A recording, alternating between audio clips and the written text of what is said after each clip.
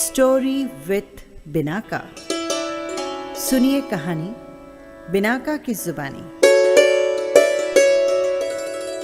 तो लीजिए, हाजिर है सुभद्रा कुमारी चौहान की कहानी पवित्र ईर्ष्या। आइए सुनते हैं कहानी का दूसरा भाग। पत्र पढ़ने के बाद वे अंदर न जा सके। पत्र को जेब में रखकर चुपचाप अपने घर चले गए। विमला ने विनोद की कुछ देर प्रतीक्षा की। जब वे अंदर नहीं आए तब उसने बाहर आकर बैठक में देखा। वहां उन्हें नहीं पाकर वो समझी कि कहीं चले गए होंगे, किंतु जब 2 घंटे तक विनोद न लौटे तो वो घबराई और अपनी कार में बैठकर ससुराल आ गई। वे विमला को जितना चाहते थे, जितना प्यार करते थे, उतना ही उन्हें संदेह उस पर हो रहा था। नौकर चाकर से भी विमला का बात करना उन्हें अच्छा नहीं लगता था।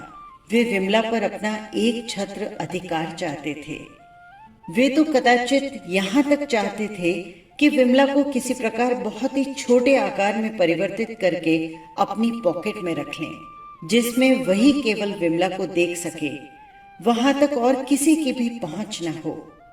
विमला घर आई तब वे अपनी खाट पर लेटे थे।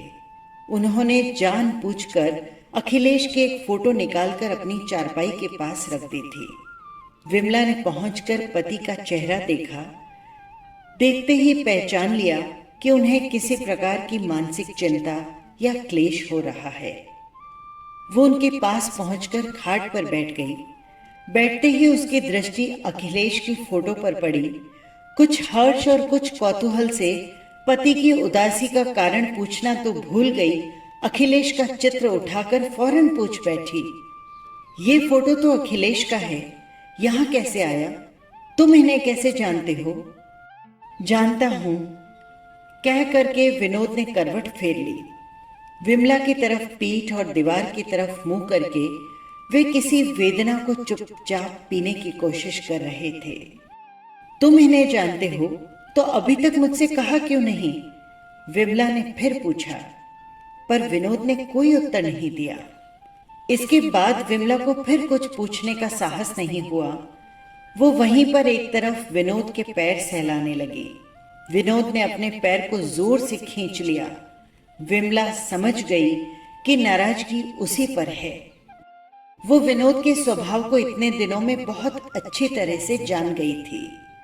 विनोद जो उस पर पग पग पर संदेह करते थे, वो उससे छिपा न था, किंतु विनोद का हृदय कितना सच्चा, कितना गंभीर और कितना उदार है, ये भी वो भली भांति जानती थी। पति का संदेह मिटाने के लिए वो नम्र स्वर में बोली, देखो, किसी तरह का संदेह न करना, अखिलेश मेरा भाई है, समझे? सब समझ लिया, विनोद ने रुखाई के साथ उत्तर दिया। विमला ने फिर अपने उसी नम्र स्वर से पूछा, और तुम वहां से चुपचाप मुझे छोड़कर क्यों आए? चला आया मेरी खुशी, तुम्हें साथ नहीं लाना चाहता था, फिर भी तुम क्यों चली आई? 2-3 दिन रह लेती अपनी माँ के पास, विनोद ने तीव्र स्वर में कहा। कहने को तो विनोद ये बात कह गया, किंतु इन 2 घंटे में ही उनके हृदय की जो हालत हुई वो वही जानता था। कई बार स्वयं जाने के लिए उठा, फिर आत्माभिमान के कारण जा न सका।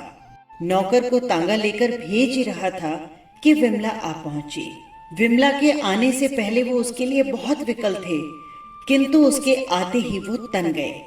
विमला ये समझती थी, इसीलिए उसे हंसी आ रही थी, परंतु फिर भी अपनी हंसी को दबाती हुई बोली, तो तुम मुझसे कहकर तो आते कि तुम यहाँ 2-3 दिन रह सकती हो, तो मैं रह जाती। अम्मा तो रोक ही रही थी, कहो तो अब चली जाऊं। हाँ हाँ, चली जाना, विनोद ने मुंह से ही कहा, लेकिन हृदय कहता था कि खबरदार, अगर यहाँ से हिली तो ठीक न होगा। विमला बोली, अच्छा, बाबूजी कचहरी से लौटेंगे तो उन्हीं की कार में चली जाऊंगी। किंतु बाबूजी के कचहरी से लौटने से पहले ही दोनों का मेल हो गया। विमला को फिर माँ के घर जाने की आवश्यकता नहीं पड़ी। इसके बाद विनोद को विमला ने अपने और अखिलेश के संबंध में सब कुछ बता दिया।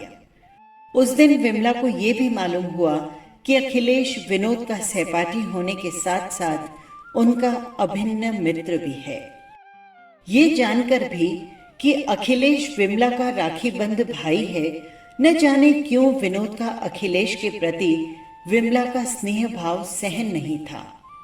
साथ ही साथ वो अखिलेश का अपमान भी नहीं सह सकते थे, क्योंकि वो अखिलेश को बहुत प्यार करते थे। आषाढ़ का महीना था और इसी महीने में अखिलेश विदेश से लौटकर आने वाले थे। एक दिन विमला की माँ ने विमला से कहला भेजा कि आज शाम ट्रेन से अखिलेश लौटेंगे, स्टेशन चलने के लिए तैयार रहना, मैं कार भेज दूंगी। विनोद कहीं बाहर गए थे। लौटने के बाद जलपान करके बैठे तो विमला ने उनसे कहा, आज अखिल भैया आएंगे, स्टेशन चलने के लिए तैयार रहना, अम्मा कार भेज देगी। मैंने तुमसे कब कहा कि मैं स्टेशन जाऊंगा, जो तुम मुझसे तैयार रहने के लिए कह रही हो? मेरे पास न अखिलेश ने सूचना भेजी है और न मैं जाऊंगा। तुम्हारे पास सूचना आई है तो तुम चली जाना, विनोद ने कहा और अपना कोट उठाकर फिर बाहर जाने के लिए तैयार हो गए।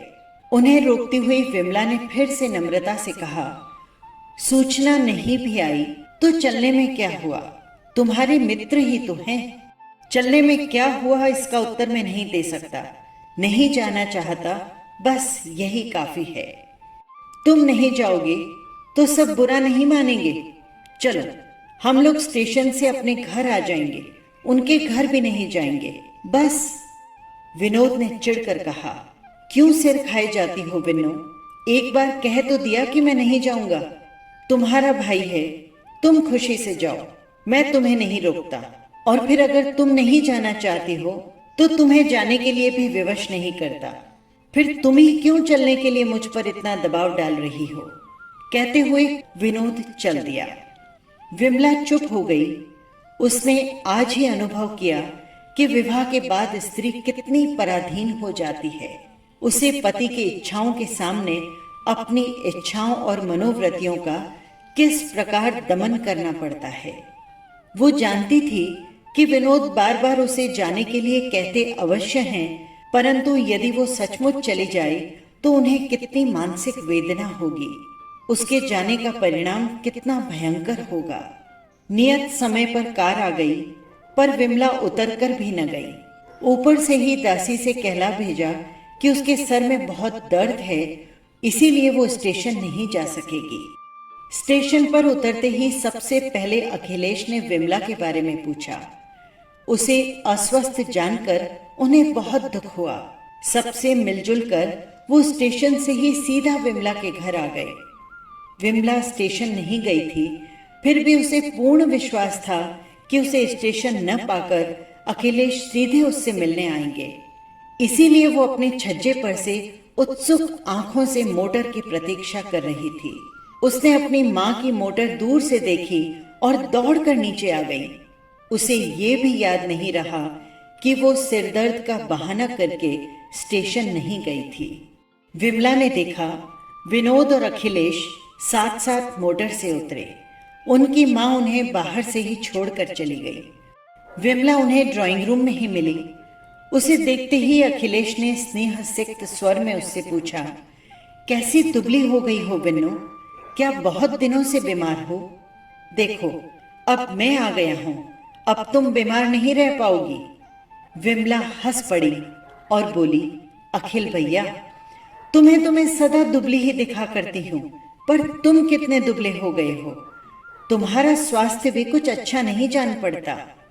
इसी प्रकार बहुत सी आवश्यक और अनावश्यक बातों के बाद अखिल ने विनोद की पीठ पर हल्का सा हाथ का धक्का देते हुए कहा, क्यों बे पाजी, मुझसे बिना पूछे तुझे मेरे बहनोई बनने का दुस्साहस कैसे हो गया? विनोद हंसता हंसता बोला, आखिर यार, इतने दिनों तक विदेश में रहकर भी तुम निरे बुद्धू ही रहे। कहीं ऐसी बातें भी कोई पूछकर की जाती है? अखिल भी हंस पड़ा। रात अधिक हो चुकी थी, इसीलिए वो घर जाने के लिए उठे। विमला ने जाते समय उनसे पूछा, अब कब आओगे अखिल भैया? तुम जब कह दो विन्नो, अखिल ने उत्तर दिया। विमला ने उनसे दूसरे दिन फिर आने के लिए कहा और इसके बाद अखिल अपने घर चले गए। विनोद को विमला का अखिलेश के प्रति इतना प्रेम प्रदर्शित करना, इस प्रकार अनुरोध करके बुलाना अच्छा नहीं लगा। वे बोले तो कुछ नहीं, पर उनकी प्रसन्नता उदासी में परिणित हो गई। उनके कुछ न कहने पर भी उनकी भाव भंगिमाएं और व्यवहार से विमला समझ गई कि विनोद को बुरा लगा है। विनोद ने विमला के बहुत आग्रह करने पर अपने हृदय के सभी भाव साफ साफ कह दिए। उन्होंने ये भी कहा कि उन्हें विमला का अखिलेश के प्रति इतना अधिक स्नेह भाव संदेहात्मक जान पड़ता है। विमला ने अपने प्रयत्न से उनका संदेह दूर करने की कोशिश की और अंत में उन्हें यहाँ तक आश्वासन दे डाला कि यदि विनोद नहीं चाहेंगे तो विमला अखिलेश से कभी भी नहीं मिलेगी।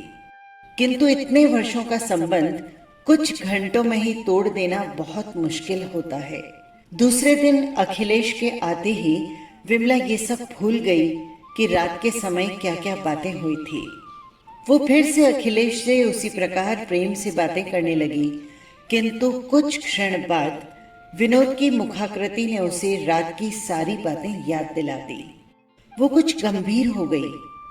उसकी आंखें करुणा और विवशता से छलक आईं। विमला की आंखों में करुणा का अविर्भाव होना स्वाभाविक ही था, क्योंकि वो हृदय से दुखी थी। उस पर जो संदेह था वो निर्मूल था। वो जिस मर्मांतक पीड़ा का अनुभव कर रही थी, उसे वही समझ सकता है जिसका पवित्र संबंध कभी संदेह की दृष्टि से देखा गया हो। विमला प्रयत्न करने पर भी अपनी आंखों की करुणा को छिपा नहीं सकी। उसने एक दो बार अखिलेश की ओर देखा और थोड़ी बातचीत भी की, किंतु अपनी विवशता या कातरता प्रकट करने के लिए नहीं, ये प्रकट करने के लिए कि उसके इस व्यवहार और उदासीनता से अखिलेश ये न समझ बैठे कि उनका किसी प्रकार अपमान हुआ है। विमला की दृष्टि और व्यवहार से विनोद का संदेह और बढ़ गया। वे विमला की प्रत्येक भाव भंगिमा को बड़े ध्यान से देख रहे थे और जितना ही वे उस पर विचार करते, उनका संदेह और गहरा हो जाता। ये अखिलेश ने भी देखा कि आज विमला और विनोद दोनों ही कुछ अस्वस्थ और अनमने हैं, किंतु उनकी अस्वस्थता का कारण अखिलेश ही हो सकते हैं, ये वो सोच भी नहीं सके, क्योंकि विनोद और विमला दोनों के प्रति उनका प्रेम पवित्र और प्रगाढ़ था। उस स्नेह भाव को ध्यान में लाते हुए उदासी का कारण अपने आप को समझ लेना अखिलेश के लिए आसान नहीं था, किंतु फिर भी विनोद और विमला दोनों के ही व्यवहार ने आज उन्हें आश्चर्य में डाल दिया था। वो न जाने किस विचारधारा में डूबे हुए अपने घर चले गए। जाते समय कुछ हिचक और कुछ संकोच के साथ विमला ने कहा, कभी कभी आया करना अखिल भैया। विनोद उठकर अखिल के साथ हो लिए। बातचीत करते करते विनोद अखिल के घर तक पहुंच गए। उन्होंने अखिलेश के साथ ही भोजन किया। दोनों का प्रेम सच्चा था। उनका स्नेह इतना निष्कपट था कि विनोद अपने संदेह को भी अखिल से न छिपा सके। उन्होंने अखिल से यहाँ तक कह दिया, भाई अखिल, यदि तुम मुझे सुखी देखना चाहते हो तो विमला से जरा कम मिलो। मैं ये जानते हुए भी कि तुम मेरे हितैषी हो, मेरे बंधु हो, विमला चाहे एक बार मुझसे बात छिपा भी जाए पर तुम नहीं छिपा सकते। फिर भी मैं नहीं चाहता कि तुम विमला से अधिक मेलजोल रखो। अखिलेश, मुझे ऐसा जान पड़ने लगता है कि तुम्हारे स्नेह के सामने विमला के हृदय में मेरे स्नेह का दूसरा स्थान हो जाता है। तुम्हारा मूल्य उसकी आंखों में मुझसे कहीं ज्यादा नजर आता है। ये बात तो सच है, क्योंकि मैं उसका भाई हूं। अखिलेश ने किंचित मुस्कुरा कर कहा। फिर वो गंभीर होकर बोले, विनोद, तुम जैसा चाहो। मैं विमला से मिलने के लिए बहुत उत्सुक भी नहीं हूं, और यदि तुम चाहो तो मैं ये स्थान ही बदल दूंगा, कहीं और चला जाऊंगा। अभी लौटे कुछ ही दिन हुए हैं, सर्विस दूसरी जगह भी तो कर सकता हूं। विनोद घबराकर बोल उठे, नहीं नहीं अखिल, तुम यहां से कहीं मत जाना। भाई, तुम 2 साल बाद लौटे हो, फिर पिता की बदली यहाँ हो गई है, तो सौभाग्य से हम दोनों को फिर से साथ साथ रहने का अवसर मिला है। उसे मैं व्यर्थ नहीं जाने दे सकता। क्या तुम विमला से मिलना जुलना कम नहीं कर सकते? अरे भाई, तुम जो कहो मैं सब कर सकता हूँ, पर अभी 12 बज रहे हैं। जाओ, सो जाओ। मुझे भी सोने दोगे या नहीं? अखिल ने हंसते हुए कहा। इसके बाद विनोद अपने घर चले गए और अखिल अपने बिस्तर पर। पूरा 1 महीना बीत गया। न तो अखिलेश आए और न विमला ने उनसे कभी मुलाकात करने की कोशिश की। विमला इस बीच कई बार अपनी माँ के घर आ जा चुकी थी, किंतु अखिलेश से वो वहां पर भी नहीं मिल सकी। वो हृदय से तो अखिलेश से मिलना चाहती थी, परंतु मुंह से कुछ कहने का साहस नहीं होता था। एक दिन वो माँ के घर जा रही थी। रास्ते में उसे अखिलेश कहीं जाते हुए दिखे। विमला का हृदय बड़ी जोर से धड़कने लगा।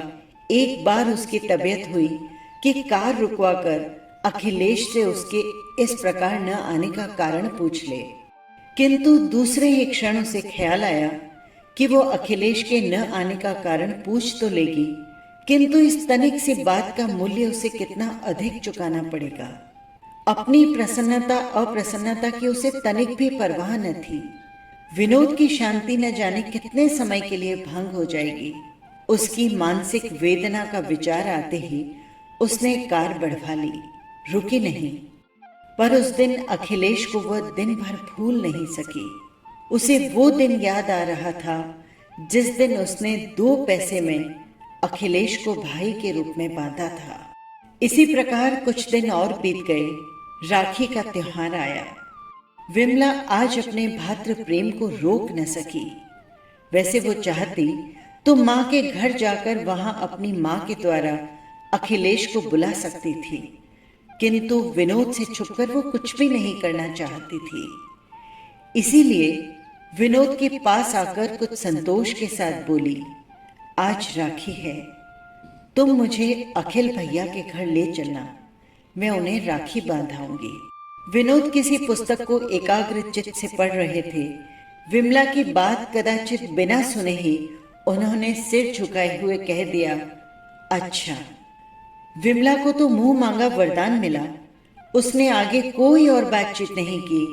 कौन जाने बातचीत के सिलसिले में कोई बहस ही छिड़ जाए और वो अखिलेश को राखी बांधने न जा सके।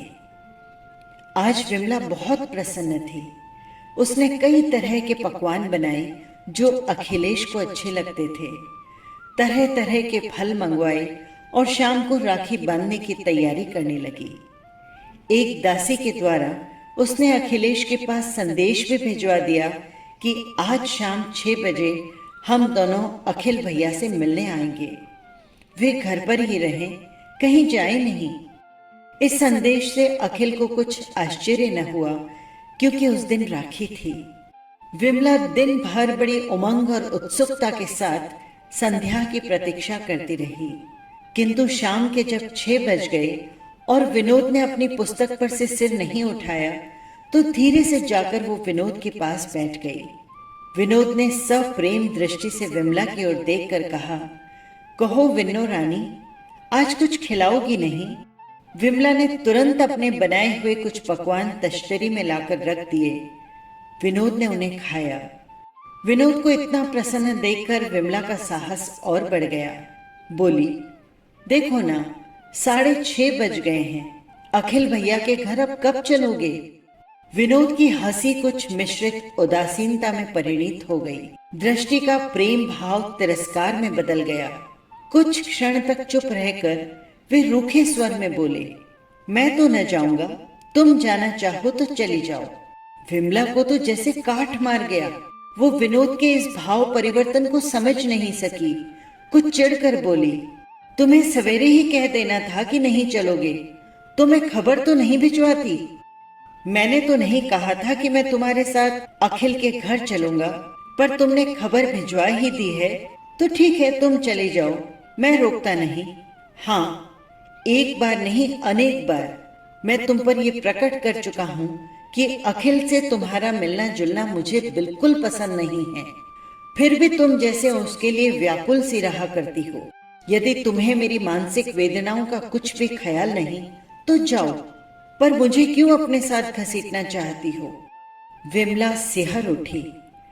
कुछ देर बाद अपने को संभाल कर बोली, अखिल भैया से ही क्या, तुम न चाहोगे तो मैं अम्मा और बाबूजी से भी नहीं मिलूंगी। विनोद ने विमला की बात का कुछ भी उत्तर नहीं दिया और बाहर चले गए।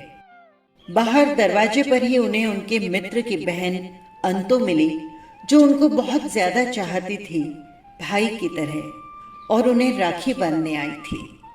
विनोद इस समय किसी अतिथि के स्वागत के लिए तैयार नहीं थे, विशेषकर यदि अतिथि स्त्री हो तो। अभी अभी वो विमला को अखिल से न मिलने के लिए तेज बातें कह चुके थे और दूसरे ही क्षण किसी दूसरी स्त्री के साथ, जो विनोद की वैसी ही बहन हो जैसी विमला अखिल की। विमला के पास जाने में उन्हें कुछ संकोच सा हुआ, पर वो अंतों को टाल भी तो नहीं सकते थे।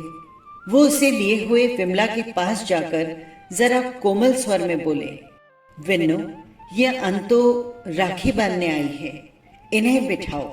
विमला ने उठकर आदर और प्रेम से अंतों को बिठाया तो अवश्य, पर कुछ अधिक बातचीत नहीं कर सकी।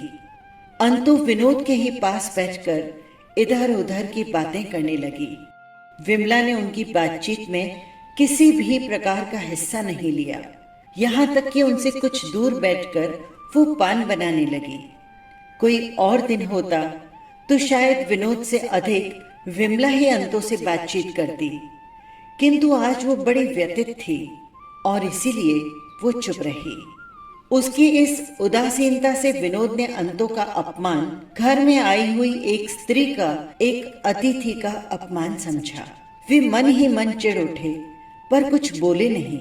राखी की रस्म अदा होने पर विमला, अंतों और विनोद दोनों के लिए थालियां परोस लाई।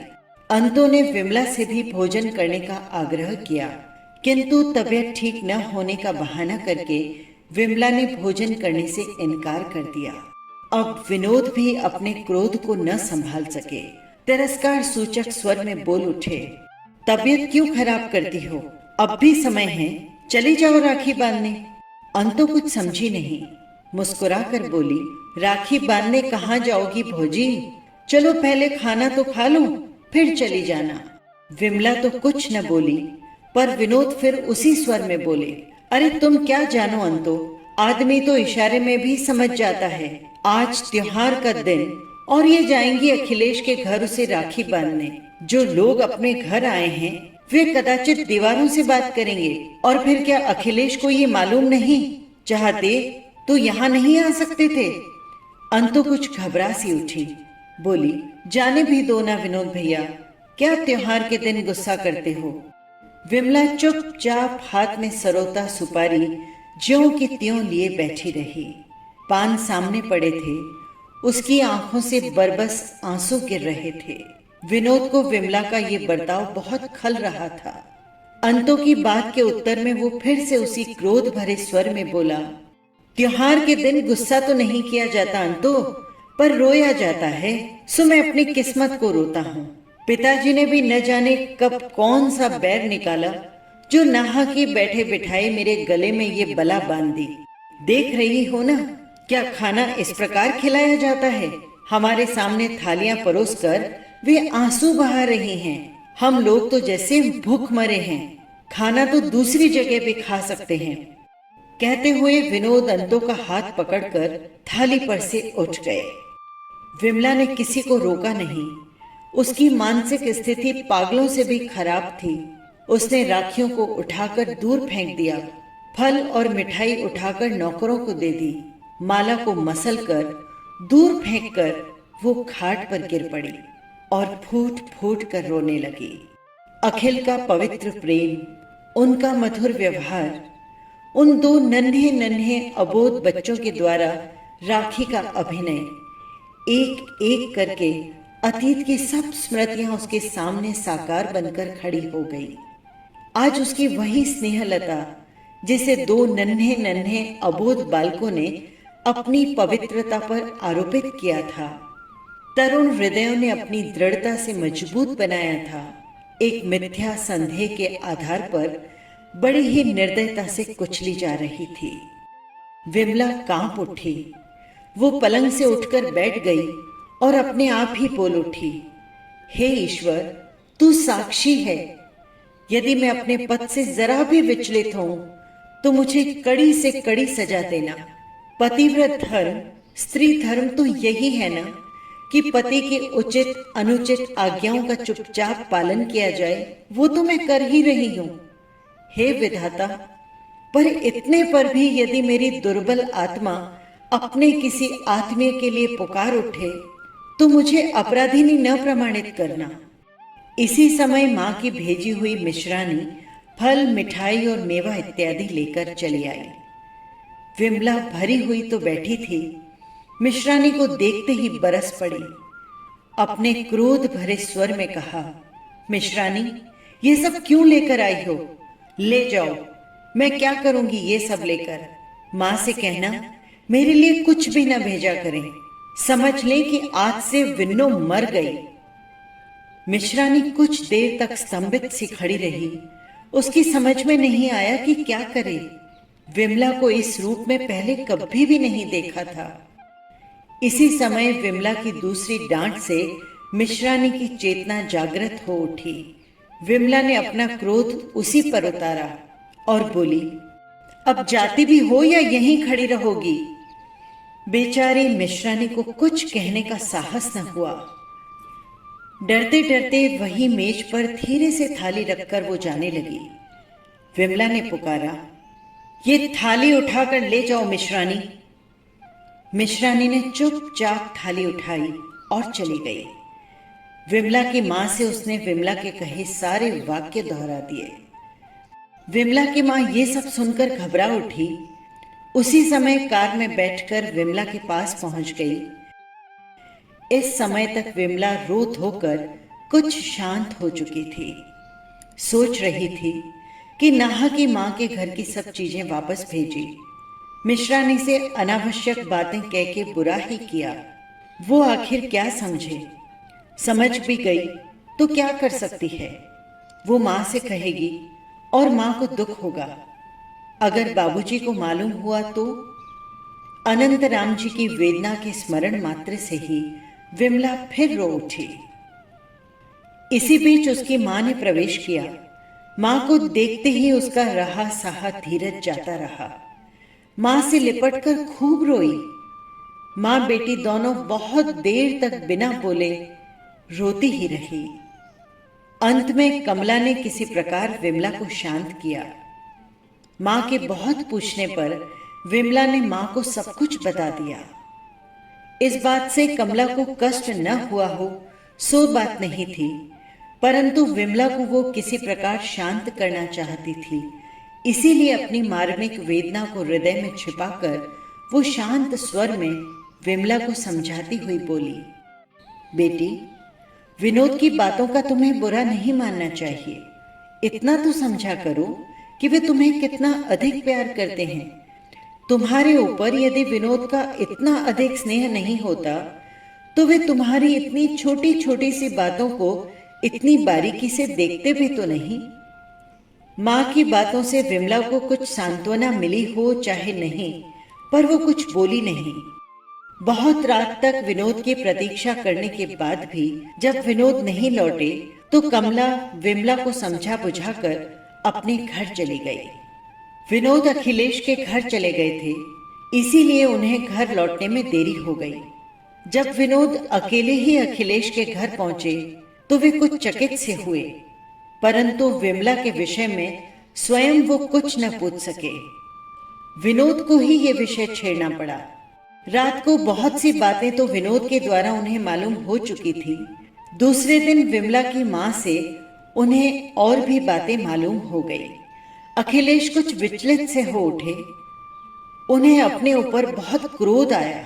उन्होंने सोचा, मैं भी क्या व्यक्ति हूं जिसके कारण एक दंपत्ति का सुखी जीवन दुखी हुआ जा रहा है।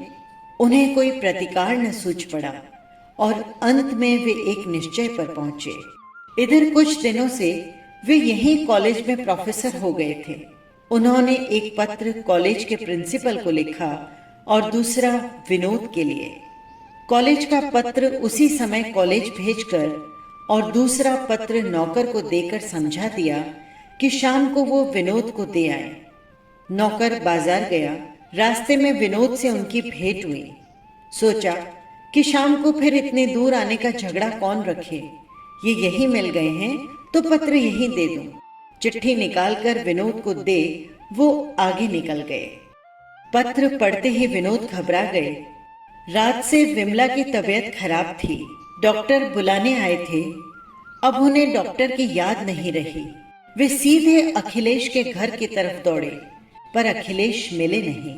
वे उन्हें देखने कॉलेज गए, किंतु वहां भी अखिलेश नहीं मिले। हाँ, हर एक की जुबान पर बिना किसी कारण ही दिए हुए अखिलेश के इस्तीफे की चर्चा अवश्य सुनने को मिली। विनोद ने जाकर प्रिंसिपल से अखिलेश का इस्तीफा वापस लिया और उनसे कहा कि अखिलेश से मिलकर वो इस्तीफे के विषय में अंतिम सूचना देंगे। जब तक विनोद से कोई सूचना न मिले तब तक वे इस्तीफे पर किसी भी प्रकार का निर्णय न करें। वहां से वे फिर अखिलेश के घर आए। दरवाजे पर तांगा खड़ा था, जिस पर अखिलेश का एक बैग और एक बिस्तर रखा था। विनोद के पहुंचने से पहले ही अखिलेश आकर तांगे में बैठ गए। उसी समय पहुंचे विनोद साइकिल वहीं फेंककर अखिलेश के बगल में जा बैठे और सजल नेत्रों से बोले, चलो, कहाँ चलते हो अखिल? मैं भी तुम्हारे साथ चलता हूं। अखिलेश की आंखें भर आई। वे कुछ क्षण तो कुछ न बोल सके। अंत में वे किसी प्रकार अपने को संभाल कर बोले, तुम पागल हो विनोद, तुम्हें मेरे साथ चलने की क्या जरूरत है? जरूरत? ठहरो, तुम्हें अभी बतलाता हूं, पर तुम ये समझ लो कि मैं तुम्हारा साथ स्वर्ग और नर्क तक भी नहीं छोड़ूंगा। ये देखो तुम्हारा इस्तीफा। कहते हुए विनोद ने जेब से अखिलेश का लिखा हुआ इस्तीफा निकाला और फाड़कर टुकड़े टुकड़े करके फेंक दिया और तांगा अपने घर की तरफ मुड़वा लिया। नौकर अखिलेश का सामान विनोद के निर्देशानुसार विनोद के कमरे में ही ले जाकर रख आया। विमला समझ न सकी कि ऐसा कौन सा आदमी आया है जो इन्हीं के कमरे में ठहराया जाएगा। इसी समय अखिलेश के साथ सीढ़ियों पर से आते हुए विनोद ने आवाज लगाई, विन्नो, तुम्हारा डॉक्टर आया है। बस यही थी कहानी। फिर मिलेंगे किसी नई कहानी के साथ। नमस्कार।